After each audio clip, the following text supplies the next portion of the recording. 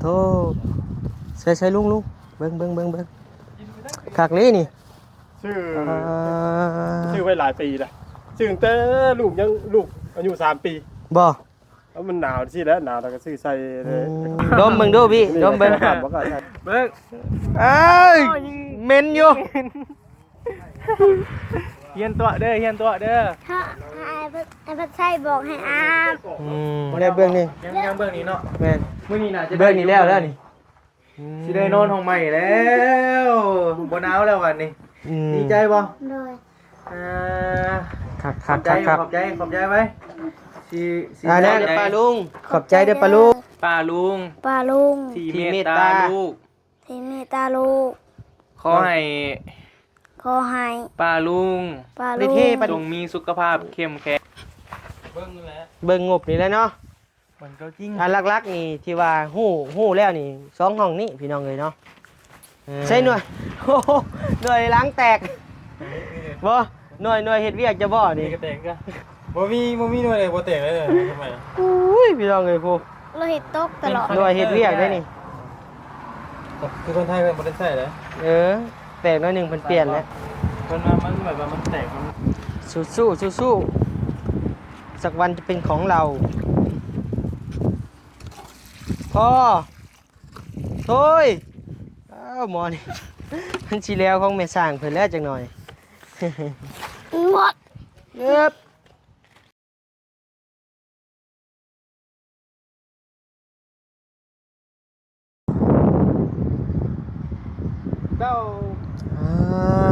โธ่พี่น้องเอ้ยหนุ่มรอบ้านโคกพี่น้องเอ้ยสอดพี่แล้วเด้อพี่น้องเด้อเนาะทางลุงหนวดพี่น้องเอ้ยคือมาใส่สูตรรอเท่งามแท้มื้อนี่เฮ้อป้าโธ่ใส่ลุงเบิ่งคักเลยนี่ชื่อไว้หลายปีแล้วชื่อตั้งแต่ลูกอายุ3 ปีบ่แล้วมันหนาวสิแล้วหนาวแล้วก็ซื้อใส่เลยแต่ทีนี้เรามาบ้านบ่กล้าใส่บัดโดยแต่วันนี้มันหนาวแล้วจะมาใส่ซบใส่ลงเบิ่งติก็คือเด้ลุงคือแบบว่านักธุรกิจไปจังซั่นนะคือนักธุรกิจว่าซั่นแม่นเท่อยู่ลุงเอ้ยเอามาเลยบัดทีนี้แหละบ่กล้าใส่อายคนโดยแต่วันนี้มันเนื่องจากว่าใส่เฮาขับรถน่ะนะแม่นคักอยู่เนาะแม่นมันสิกันลมเนาะกันลมแน่มันก็เลยว่าทั่วระยะมันคืออยู่ลุงคือเพราะว่าน้องชื่อหลายปีแล้ว10 กว่าปีโดยชื่อที่กับเพลงอะไรโดยสบายดีเด้อลุงเด้อโดยมาบ่ดับมาฮอดก่อนเจ้าหน่อยนึงแล้วไปทั้งฟุตบอลบ่ได้ทั้งหาทั้งสาวน้อยอยู่บ่ก็บ่ได้ไปมื้อนี้ยันเป็นมื้อเบิ่งก่อนนี่ก็หน่วยกับมีโอกาสมื้อมาพูดก่อนโดยยากได้สิได้เจอกับลุงหน่วยพี่น้องเอ้ยบ่นิวก็ได้เนาะหึงเจอกันเทื่อนึงพี่น้องเอ้ยเพราะว่ามันเดินคนละเส้นทางเนาะสายพี่น้องแม่นทางลุงหนวดรถเขตพารานทางบ่นิวรถเขตน้องไฟฟ้านี้เนาะเดี๋ยวนี้แหละบ่ฮึงเนาะอยู่อีกหน้าที่แล้วงานที่ร่วมใหม่กับได้ออกไปทั่วไปคือทีมงานเข้าไปกันนั่นแหละโดยเพราะว่าฮะโอ้นึกว่าบอกกับเขาท่านหนาพี่เนาะเฮาก็ยังงงอยู่เราคือเห็นแต่ในอันคลิปที่เขาดิ่งคอนเทนต์นั้นว่าอันเนื้อเด้เนื้อติมเวิร์นผู้สิเอาได้บ่ทันได้ว่าอย่างกายเนาะบ่นึกว่ากินบ่ยาวหน้าแตกเลยฮะติเอาเด้อลุงเด้อเดี๋ยวเข้าไปเยี่ยมน้องไฟฟ้าก่อนเพราะว่ายันลุงเพิ่นพาวนะพี่น้องเอ้ยเพราะว่ามันก็โอเคเดี๋ยวครับลงมาสิลุงไปเอาโดยสบายดีเด้อโดยสบายดีเด้อลุงยาวโดยชื่อของลุงก็ได้สั่งเอาได้เฮาก็8-9 มื้อพูดจังได้อยู่ซิโนเฮา300,000ไอ้บ่ไหวเนาะบ่ไหวใส่ผู้เดียวไปผู้เดียวเหมาะอยู่ได้มันน้อยอยู่กระทัดรัดอยู่ครับที่มั่นใจครับเดี๋ยวสั่งให้ก็ได้ ถ้าว่าอยากได้สันดอก เจ้าแบบได้จานเจ้าว่าใช่ไหม มันคักกว่านี้อยู่เนาะ แม่นคักกว่านี้อยู่ แรงกว่านี้ สูงอยู่ มันแต่สูง ใช่นารินว่าวแล้วบ่ซักว่าวบ่เล่นว่าวเล่นว่าวโดยบ่วี่โดยติดลมง่ายเนาะว่าวจ้ะเนาะถือใจเพิ่ง สบายดีก่อน สบายดีปะลุง สบายดีปลาลุง โดย ตอนเช้าเด้อ อ้าวถือใจบักเพิ่ง เอาดิ ติดลมง่ายรีว่าวจ้ะนี่คนลาวเขาเอิ้นบ่าวเนาะ อยู่พูดได้สัก เอิ้นว่าว ว้าววะ แม่น ว้าวจังหน่อย มันขึ้นแล้วมันขึ้นแล้ว ถือใจบักเพิ่งแล้วนี่เนาะ อาบแล้วนำมือนี่ ยัง เฮ้ยเจ้าหมักตัวเด้อ อาบแล้ว อาบไปรีบอ อาบ ให้อาบให้ เฮ้ยเบิ่งหน้าดู อาบคนเดียว เป็นบอ ดมเบิ่งดูพี่ดมเบิ่ง เบิ่ง เอ้ยเหม็นอยู่ เฮียนตัวเด้อเฮียนตัวเด้อ ถ้าไอ้พัดไส้บอกให้อาบ อืม ว้ายตกแล้วจึงเห็นเอาไหม เลย เรื่องเฮียนบ่ ปะ ไป โอ้ยหู้แล้วมันยังจังบ่ขึ้น อัปเดตดูอัปเดต หางมันขาดนี่ เออ หางขาด อัปเดตเฮือนเด้อ ไป ไปติดบาวี่แห้งแล้วพี่น้องเอ้ยนี่แหละเฮือนซ่านด้านแป้นน้องเพิ่นก็ได้พี่น้องเอ้ยเนาะมื้อนี้ก็เดินทางมา3คนคือเก่าคือเดิมพี่น้องเอ้ยบ่าวยาวบ่าวนิ้วบ่าวบี้แล้วก็บ่าวตุบี้เพิ่นออกมาก่อนแต่เช้าพูสบายดีเด้อ โดยขี่จักรยานยนต์มาพี่น้องเอ้ย จักรยานยนต์ แม่น มีคนนอนเลยได้คน บ้านเจ้าโบจักรยานยนต์รถจักรแม่นฝั่งไทยพี่น้องเพิ่นเอิ้นนะ จักรยานยนต์ แม่นจักรยาน เอิ้นจักรยานยนต์บ่ แม่น เหมือนมอไซค์บ่ มอไซค์ก็ได้จักรยานยนต์ก็ได้แม่นบ่บ่วิ แม่น นั่น บ้านนอกแก้วนี่ โอ้โหแล้ว มอเตอร์ไซค์จักรยานยนต์พี่น้ำรถใหญ่กับรถยนต์ รถยนต์ อืม เอารถไถนาดิ จ้ะ จ้ะ นี่จักรยาน อันนี้จักรยานแล้วล่ะบ่มีเครื่องยนต์นี่ เนี่ยเราจักรยานไฟฟ้า ไฟฟ้ากับรถจักรยานไฟฟ้า นั่นก็ แม่น โอ้เก่งเรียวนิวซ้ำเซย โอ้แต่โกบแล้วข่อยนี่ เอาแล้ว หรือว่ารถจักรเพิ่นเอิ้นจักรยานยนต์หรือว่ามอเตอร์ไซค์ก็ได้เนาะพ่อแม่พี่น้องเนาะ ก็ได้ ฮะ เอิ้นแบบหนึ่งก็ได้ เนี่ยได้ รถสัตว์ ไปบ่อยากวนบันไดนะคนเว้าเนี่ย ใช่นี่ คนหนา พักผ่อนบ่ บุคคลเล่าบุคคล โดยไปมาเบิ่งทั้งแม่เพิ่นก้อยปูนพี่อืม นี่โอ้ห้องสายฟ้า ดำเนินโอ้แล้วได้ดิเบื้องนี้นะ มื้อนี้น่าจะแล้วได้เบานิว บ่แล้วแล้วเบื้องนี้ ยังเบื้องนี้เนาะ แม่น มื้อนี้น่าจะ เบื้องนี้แล้วนี่ สิได้นอนห้องใหม่แล้วบ่หนาวแล้ววันนี้ดีใจบ่ เลย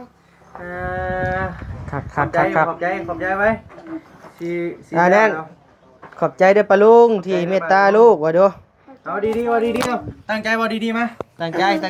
พังเลยว่านี่ตั้งใจว่าดีๆเอา ยื ยื นดีๆ ยืนดีๆมาหนุกดีๆมาหนุกงามๆมาหนุกงาม ขอบใจเด้อปะลุง ขอบใจเด้อ ๆป้าลุง ป้าลุง ที่ ที่ เม เม ต ต ตา ตา ลูก ที่เมตตาลูก ขอให้ ขอให้ ป้าลุง ป้าลุง จงมีสุขภาพเข้มแข็ง ขอสุขภาพแข็ง จะ เจริญอะไรยังวะสำเร็จในหน้าที่เรียกงานต่างๆเอาว่าดี ตั้งใจ ๆเอาว่าดีๆไว้ว่าดีๆหนุ่มดีๆไว้หนุ่มงา อาม ซาถูกเนาะนี่ได้แล้ว เป็นเบิ่งอยู่ได้นี่นะ เคินอยู่ คือ เข้าใจลมอยู่นี่แหละพี่น้องเอ้ยเฮือนซ่าน ๆ แล้ ก็ ว ตัวนี้แหละฮก บุขึ้นไปสิตกนะเอามีแต่ว่าเนาะทางนี้ก็แล้วด้านนี้แล้ว โดย ตอนแรงเขาสร้างเพิ่นน่ะจะด้านนี้เนาะบ่าวนิวเนาะ แม่นนี่แหละ มือ กำลังลงมืออยู่ มืออื่นตัวนี้เด็กอะบ้า ติ น ดบ้าน ตู้กองเยี่ยมยังเข้ากับมีครบหมดแล้ว โดย บ้านผับอีกอย่างต่างๆมีครบมีแต่มายิงใส่เลยได้บัดนี้แล้วได้บัดนี้เทพื้นได้นอนห้องงามแล้วบัดนี้ เอา เทพื้น เวลากะยับหม้อจอจันเข้ามาเลย ได้บัดนี้ นี่จักหน่อยเฮาก็สิได้แยกย้ายกันไปเลยได้นี่นะ ก็สิเริ่มบ่ได้มาหาแล้วเนาะวันนี้เนาะ อยู่เฮ็ดกินหนึ่งเขาวกินนั่นแหละกินหนึ่งเป็นอยู่ตีหนึ่งเขา เป็นบ่ แทบเกือบว่าซ้ำเฮาผู้ใดความหนึ่งข้าวหนึ่งน้ำนี่เป็นหมดล้างท้องล้างถ้วย พี่ได้ตั้งใจแล้วอยู่คนเดียวเด้ออาบน้ำ เริ่มจ้วยชีนี้ป้าแล้วบัดนี้ มันใกล้สิแล้วเลยเด้คะแนนว่ามีทางผู้ใหญ่เพิ่นมาอีกกะ ได้อยู่ น่า ต่ จะ อ ได้อยู่ต่อคะแนนว่าเพิ่นงบเฮ็ดนี่มีแต่อันนี้เหลือเทพื้นเหลือติดบ่ แม่น ติดเหลือก็ ก็หมด เหลือก็มืดเนาะ แม่น เหลือทางนอกเนาะนี่เบิ่ ข้างนอกนี่พื้นนี่ก็จักว่าสิ ยังบ่ บ่ได้เทไปจักนี่ บ่ เพราะว่างบกับบารี่นะบารี่บ่ยาวอืมเนาะอ้ายพื้นทั้งหน้านี่อาจจะบ่ได้เทปาน เบิ่งแล้ว เบิ่งงบนี่แหละเนาะ มันก็จริง อันหลักๆนี่ที่ว่าฮู้แล้วนี่2ห้องนี้พี่น้องเอ้ยเนาะเออพี่น้องเอ้ยใกล้แล้วใกล้เจาะหย่อลงมาแล้วพี่น้องเอ้ยใกล้สิเริ่มหนี้ปะน้องสายฟ้าแล้วเนาะ กระบะเลยเนาะ แม่ ตากับบาปเพิ่น จะอยู่ผู้เดียวอีกแล้ว แม่อ้ายก็คือเห็นแหละพี่น้องเอ้ยบ่เป็นใจเนาะ ไอ้หมูง่ายว่ามื้อนี้เนาะ เนาะ ผมบ่ย่านดอกคนเก่งอยู่คนเดียวกัน เออ แม่นบ่ ถ้าว่าอันเฮือนแล้วบ่ต้องให้บุญทวีเด้อห้ามเด้อพอตีก็ตีโลด ว่าหยอกเด้อเรื่องเด้ออย่าไปเฮ็ดได้เนาะดีบ่ดีก็อ้ายน้องเฮาเนาะ น้องกันหักแพงกันเด้อ พอจะมาได้มาบ่พอจะ ขอจะไปมาแบบบ่มื้อนี้ บ่ได้ อืม เอามา เราวันไหนได้วันนี้บ่เราถามเจ้าหน่อยเลย เฮาก็ หึ เฮาบ่ลืมเลย ลืมเลย เอาบ่เงินพอจะผากไม่ให้กับไม้นี่เอาบ่ บ่ มีเงิ บ่ น ได้ใช้บ่ หักบ่ได้ไปเสียน้องอยู่เด้นะ ทางทีมงานทางอ้ายซื้อเข้ามาให้กินอยู่กูมื้อเนาะอ้าย ไม่ให้พ่อนะ ห้านก็ใกล้เนาะ บ่เพิ่น ไปไกลเติบได้เผื่อออนหานเนาะ เพิ่นอันพอเอาให้แล้วมาผากน้ำเฮานะ โอ้ เก็บไว้แล้วยันเฮียว่าซั่นเนาะก็เลยว่าถามมันนี่ได้เฮากันอยากได้แล้วถามมาโลดเด้อหามเด้ออยากได้เน็ตเด้บ่นิวถามมาโลดเติมให้ จะได้หาบอกแล้วแม่นี่เพิ่น เน็ตเบิดบ่ เลย เน็ตเบิดข่อยสิเติมให้จักหน่อยมาเดี๋ยวข่อยถ่ายคลิปแล้วก่อน เติมรายเดือนแล้วเนาะ90,000แล้วเนาะ เลย เติมรายเดือนเลย โดย เป็นไง เติมให้เฮาน้ำแม่ดิว เจ้าเอาเงินมาฝากน้ำข่อยตอนใดน่ะ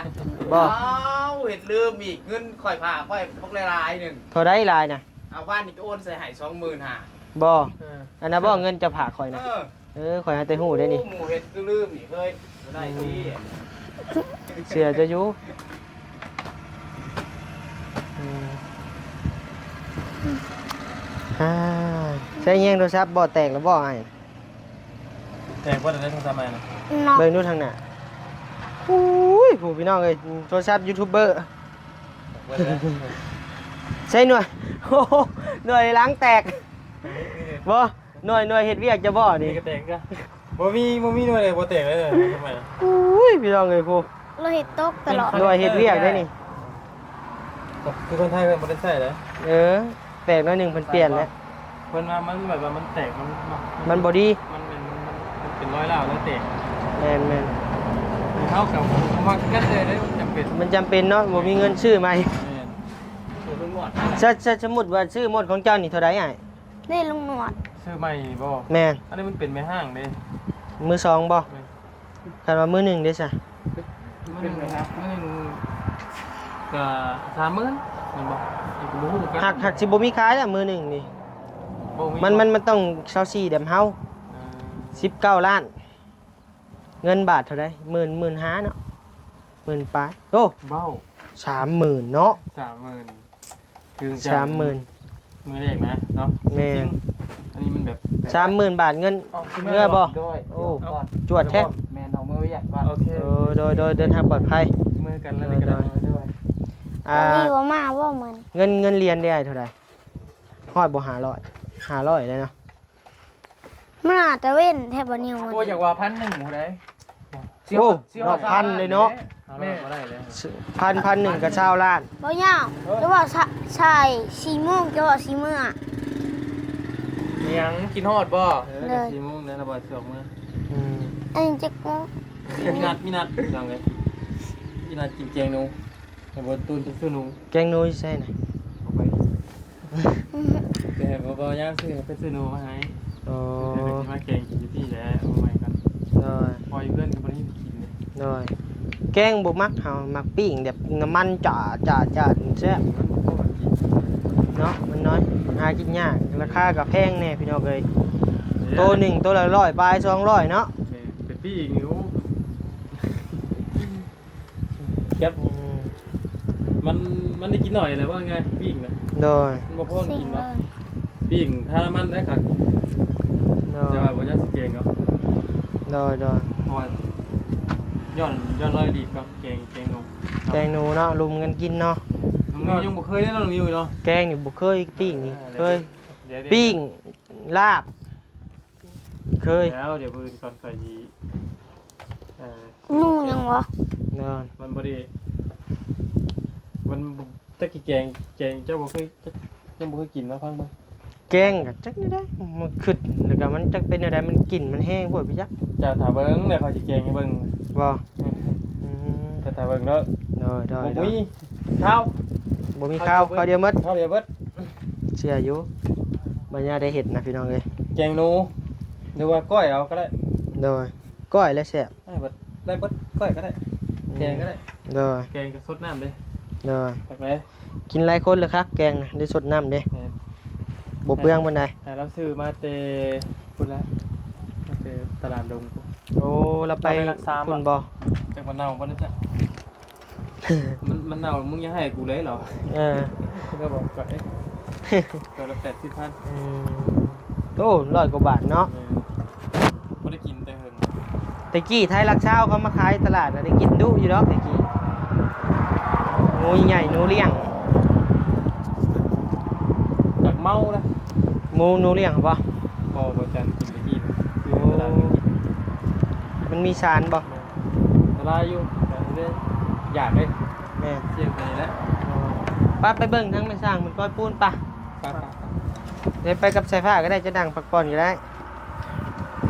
เช้าเกือบนะ หมักเนาะหมักเพื่อบอบบี้เนาะ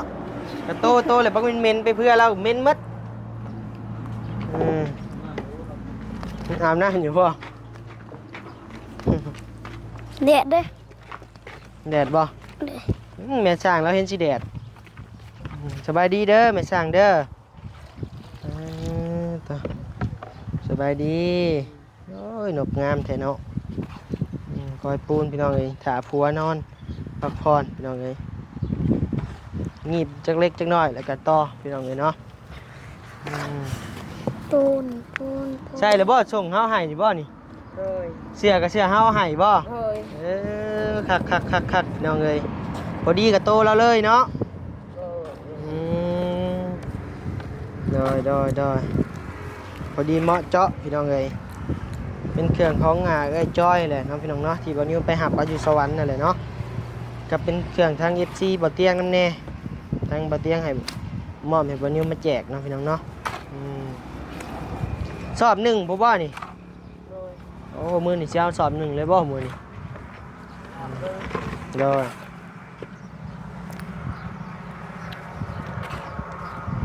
ใส่ผ้าซอยแม่เราดูก้อยเป็นบ่ซอยแม่จะแน่ไว้ก้อยเป็นอยู่บ่ เขาเองเคยเป็นอะไร เคยอยู่บ่ใส่ผ้าก้อยปูน เคย บ่เคยจักเทื่อ เคยเธอเดียว เทื่อเดียว เคยเห็นเธอเดียวเลย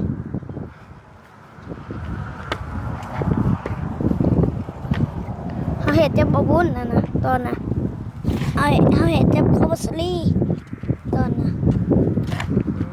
แล้วจกก้อยก็ได้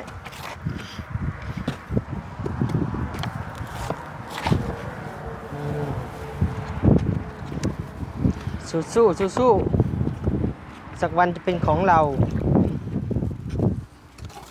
พ่อโต้ยอ้าวหมอนี่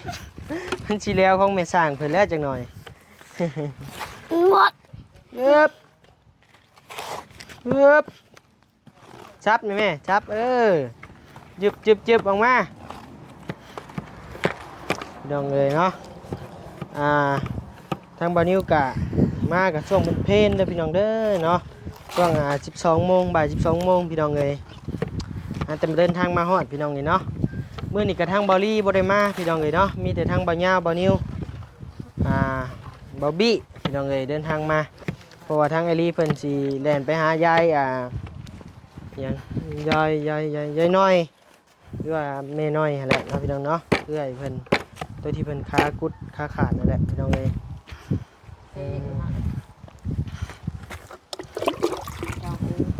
ใส่ซองโอ้เราบอก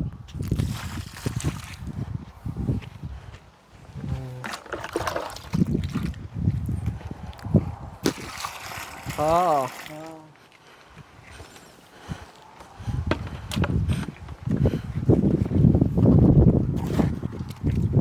นอนม่วนอยู่บ่ไม่สร้างเมื่อวานนี่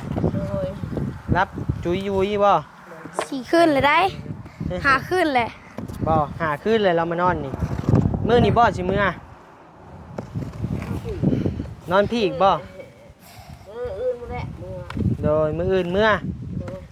อนี่นอนพี่โอเคเอานะพี่น้องเนาะทางบานิวก็สิได้ลำลาพาจากพ่อแม่พี่น้องเพียงสำนี้เด้อพี่น้องเด้อเนาะเวลาก็ยืนยามมาแล้วเดี๋ยวบานิวไปลงคลิปพี่น้องได้เบิ่งก่อนเนาะเพราะว่ายังบ่ลงคลิปอยู่แต่เช้าพี่น้องเลยเนาะเอากลับสบายดีเด้อพี่น้องเอ้ยอยู่ดีมีแฮงความเจ็บบ่ได้ความไข้บ่มี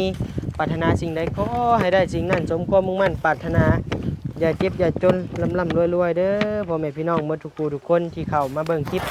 บานิวโดยตลอดมาซัพพอร์ตบานิวโดยตลอดมานะพี่น้องเนาะโดยอยู่ดีมีแฮงโดย